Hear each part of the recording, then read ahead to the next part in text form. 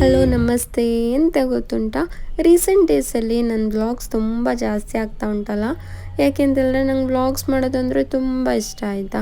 ಆದರೆ ಎಲ್ಲರೂ ನನ್ನ ರೇಗಿಸ್ತಾ ಇದ್ರು, ನನ್ನ ಭಾಷೆ ಉಂಟಾ ಗಿಂಟ ಅಂತೆಲ್ಲ ಮಾತಾಡ್ತೀಯ ಅಂತ. ಹೌದು, ನಮ್ಮ ಭಾಷೆನೇ ನಾನು ಮಾತಾಡಬೇಕಲ್ಲ. ಯಾಕೆಂತೇಳಿದ್ರೆ ನಾನು ಪ್ರಾಪರ್ ಕೂರ್ಗ್ ಆಯಿತಾ. ನನ್ನ ಮ್ಯಾರೇಜ್ ಆಗಿದ್ದು ಬಂದ್ಬಿಟ್ಟು ಬ್ಯಾಂಗ್ಳೂರ್. ಅದು ಅಲ್ಲದೆ ನಾನು 6 ಇಯರ್ಸ್ ಆಯಿತು ಬ್ಯಾಂಗ್ಳೂರ್ ಬಂದುಬಿಟ್ಟು.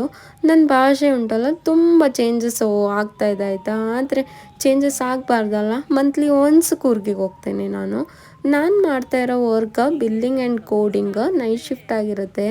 ಇದು USA ಶಿಫ್ಟ್ ಆಗಿರೋದ್ರಿಂದ ನೈಟ್ ಶಿಫ್ಟಲ್ಲೇ ವರ್ಕ್ ಮಾಡಬೇಕು.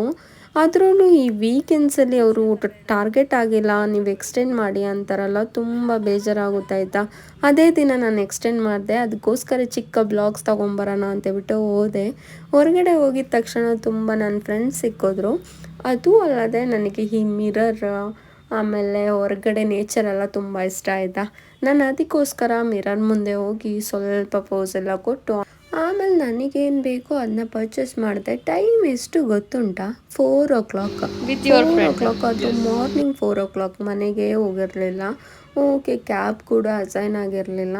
ಸುಮ್ಮನೆ ಹಂಗೆ ತಿರುಗಾಡಿಕೊಂಡು ನನಗೇನು ಬೇಕೋ ಅದನ್ನೆಲ್ಲ ಪರ್ಚೇಸ್ ಮಾಡಿಕೊಂಡು ಸ್ವಲ್ಪ ಹೊರ್ಗಡೆ ಹೋಗಿ ಆ ಲೈಟಿಂಗ್ಸ್ ಎಲ್ಲ ನೋಡಿಕೊಂಡು ಸುಮ್ಮನೆ ಒಳಗಡೆ ಬಂದೆ. ಆಮೇಲೆ ನನ್ನ ಕ್ಯಾಬು ಅಸೈನ್ ಆಗಿತ್ತು. ನಿಮಗೇನಾದರೂ ಈ ಬ್ಲಾಗ್ ಇಷ್ಟ ಆಗಿದ್ರೆ ಲೈಕ್